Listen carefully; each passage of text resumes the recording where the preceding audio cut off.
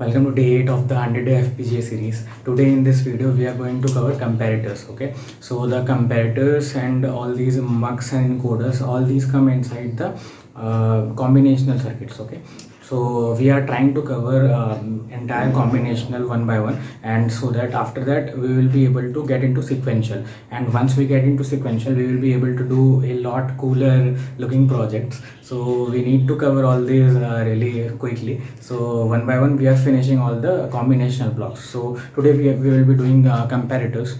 So what is a comparator? Basically a comparator compares between two numbers. This is it, right? This is very simple block, and we use these things in larger designs as with other simpler logical blocks. So let's see how a comparator works.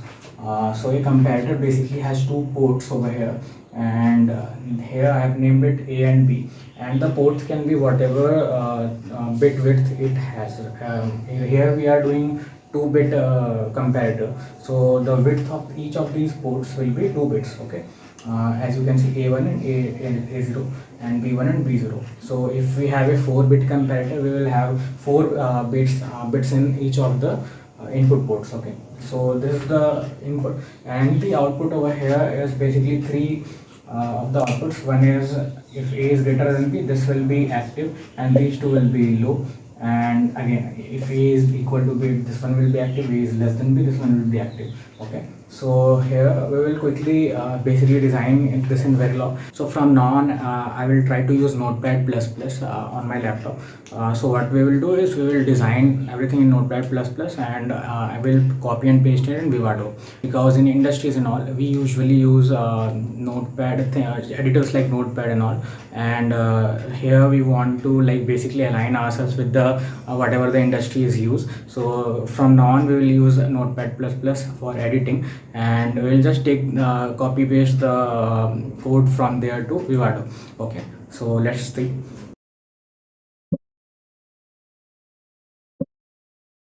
So here I have the Notepad++ opened in front of me.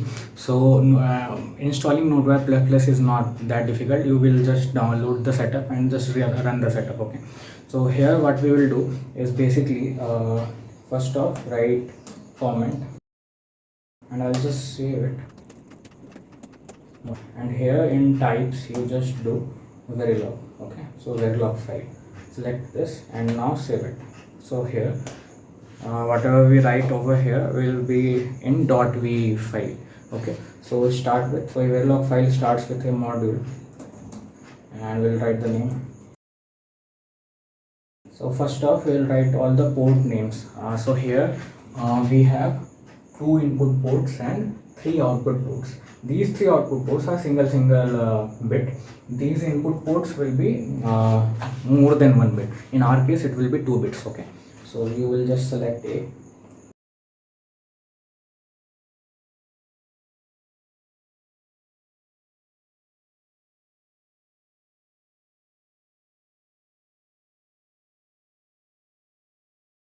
Okay, so now we have written the code for the comparator. We'll copy it and paste into the Vivado and run the RTL analysis, and let's see what it is generating. Okay, so if we go into RTL analysis and schematic, let's see what we see there. What does an RTL synthesis tool do?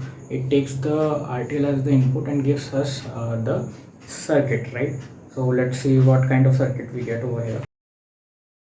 Alright, so here you can see there are these round things, and this is basically how the RTL schematic works.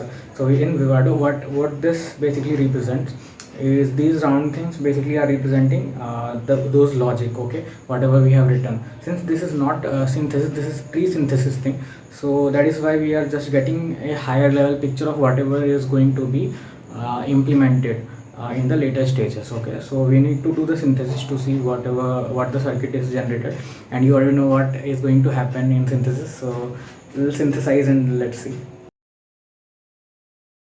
Okay, so the synthesis is completed. Let's open the synthesized design. Okay, so I've synthesized the code, and I just noticed that my microphone is not plugged in. So sorry about the audio till now. Right, so let's move forward.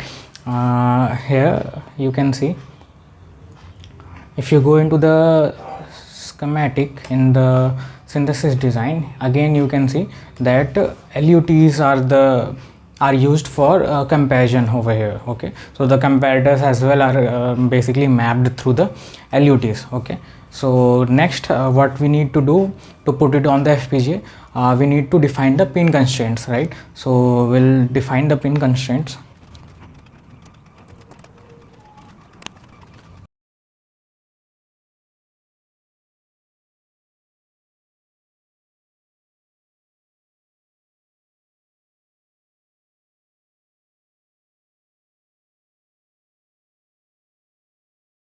For inputting we would need 4 buttons, so let's grab 4, and for the output we will just use the LEDs,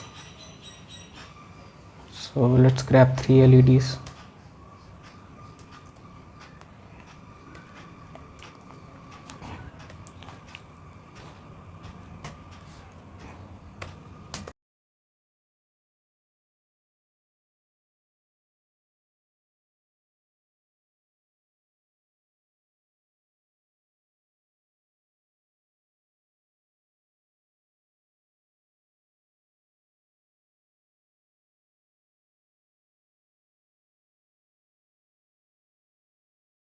So let's create the test bench for the comparator. So go into add sources and here create simulation sources, and next, and we will do tb underscore comparator.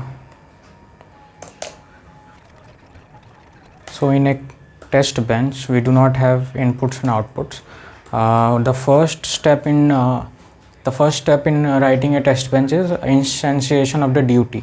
Okay, so in duty in our case is this, and I'll just give the name and this. So I'll write the input and output ports over here. So after the instantiation and attaching all the signals, what we are going to do, we are going to manipulate the input and check the output, right? So manipulation will be done in initial block.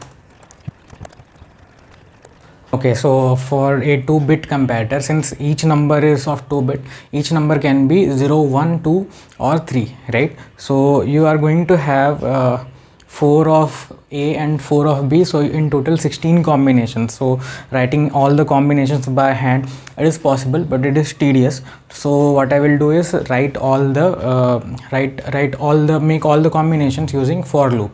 Okay, so we can just write. Those who have done those pattern printing inside the Java or C++ will know this is structure, right? So we will have 2 for loops and we'll basically move along 2 combinations. So in here we will do A. So one by one A and B will pick up their values, right? So if we need to do stop as well, so I'll put in the system command and let's run the simulation.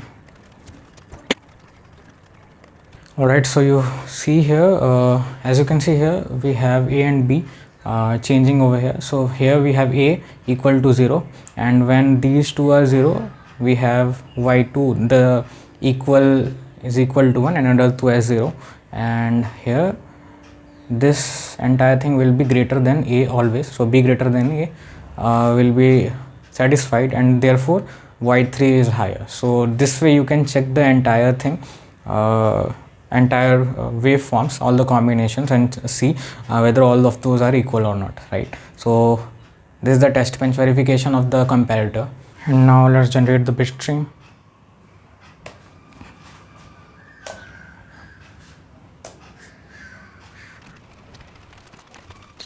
Okay, so the bitstream generation is completed. Let's put the bitstream on the FPGA and let's see the working.